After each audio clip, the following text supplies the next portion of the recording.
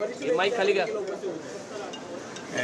काल बैठक झाल्याचं मला कळलंय आणि सुरुवातीपासून मी हे सांगत होतो की हे एवढं बिभत्स वाण आहे, हे इतकं महाभयंकर आहे.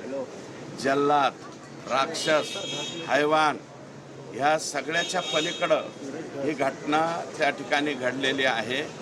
आणि जे आमच्या जिल्ह्यातले नेते याच्यावरती 12 डिसेंबरला बोलताना हे प्रत्येक जिल्ह्यात घडतच असतं, हे राज्यामध्ये दुसऱ्या जिल्ह्यात घडलेलं नाही का, अशा प्रकारचं वक्तव्य म्हणजे यांची संवेदनशीलता ही पूर्णपणे त्या ठिकाणी संपलेली आपल्याला दिसली.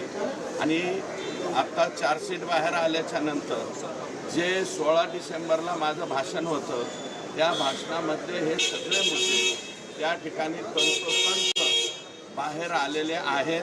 त्याच्यामुळं आता तरी अजितदादांना म्हणजे अजून आता घटिका जवळ आली असं मला कळतंय, परंतु तरीसुद्धा अजूनही अजितदादांनी निर्णय बदलू नये आणि यांना राजीनामा त्या ठिकाणी द्यायला लावा.